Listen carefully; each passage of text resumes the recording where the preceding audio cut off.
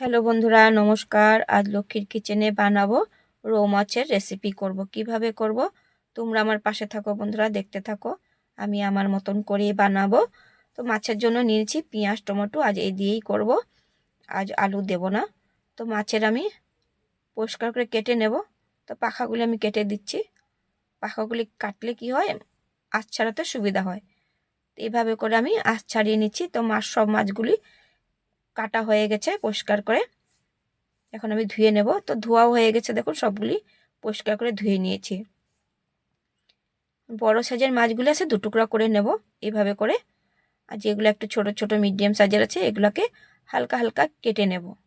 যখন হলুদ নুন মাখাবো তখন হলুদ নুনটা ভিতরে ঢুকবে, খেতে ভালো লাগবে। তো এইভাবে করে কেটে নিয়েছি। তো কাটা হয়ে গেছে, দিয়ে দেব পরিমাণ মতো লবণ, দিয়ে দেব হলুদ গুঁড়া, দিয়ে দেব লঙ্কার গুঁড়া, দিয়ে মাছটাকে মাখিয়ে নেব। তো ভালো করে মাখিয়ে নিয়েছি।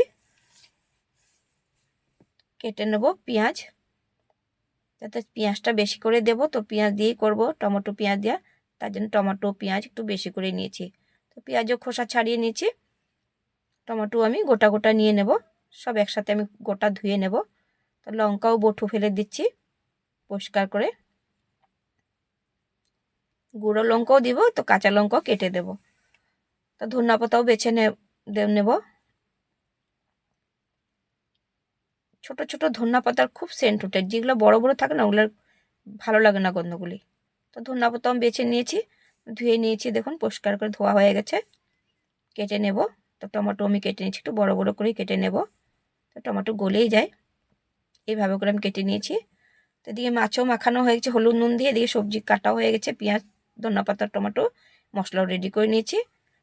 কড়াই গরম হয়েছে, সর্ষের তেল দিয়ে দিয়েছি। তেল গরম হয়ে গেছে, সামান্য একটু নুন দিয়ে দেব মাছ ভাজার জন্য, তো মাছ ভাজতে সুবিধা হয়। মাছগুলি একে একে করে দিয়ে দেব। সব একসাথে তো ভাজতে পারবো না, কয়েকটা দিয়ে দেব। তো ভাজা হয়ে গেছে, তুলে নিচ্ছি। আরও মাছ আছে সেগুলোও ভাজবো। গোটা গোটা কেটেছিলাম না, এগুলোকে ভেজে নেব। একটু উল্টে পাল্টে লাল লাল করে ভেজে নেব।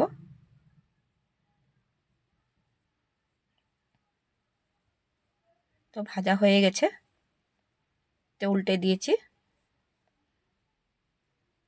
তুলে নেব, মাছ ভাজা হয়ে গেছে, তুলে নিচ্ছি।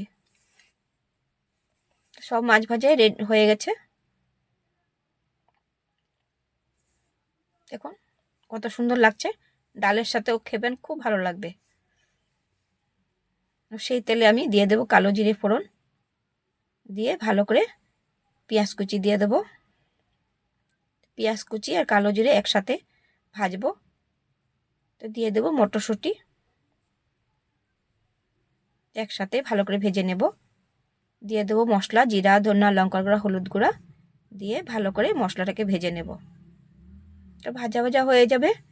পেস্ট করা পেঁয়াজ টমেটো পেস্ট করেছিলাম সেটাও দিয়ে দিয়েছি, ভালো করে ভেজে নেব। তো ভাজা হয়ে গেছে, দিয়ে দেবো টমেটোর কুচি। কিছু টমেটো পেস্ট করেও দিয়েছি, কিছু টমেটো কেটেও দিয়েছি। তো ভেজে নেব ভালো করে। নেড়ে চেড়ে দিয়ে দেবো পরিমাণ মতো নুন দিয়ে দেবো, দিয়ে দিয়েছি চেরা কাঁচা লঙ্কা। তো ভালো করে আবারও ভেজে নেব।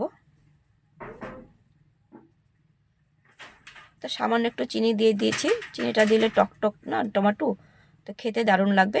হালকা হালকা টক ভাবটা কেটে যাবে। তো দিয়ে দিয়েছি পরিমাণ মতন জল, জল দিয়ে একটু ফুটবে। তো জলটা ফুটেই গেছে, দিয়ে দেব মাছ, একে একে করে সব মাছগুলি দিয়ে দেব। হালকা হালকা নেড়ে নেব। তো নেড়ে চেড়ে ঢাকা চাপা দিয়ে দেব কিছুক্ষণের জন্য। তো হয়েই গেছে সবজি। তো নেড়ে চেড়ে কিছুক্ষণ পরে নামিয়ে নেব। তো দিয়ে দেব ধনিয়া পাতা, ধনিয়া পাতা দিয়ে দিয়েছি। এখন আমি তুলে নিচ্ছি। দেখুন বন্ধুরা কেমন হয়েছে। পেঁয়াজ দিয়ে চচ্চড়ি করেছি রৌ মাছের। ভালো লেগে থাকলে তোমরা আমাকে কমেন্ট করে জানিও বন্ধুরা। ইউটিউব বন্ধুরা আমাকে সাবস্ক্রাইব করে দিও। ফেসবুক ইনস্টাগ্রাম বন্ধুরা আমাকে ফলো করে দিও। আজ এতখানি রইল। Bye bye, tata.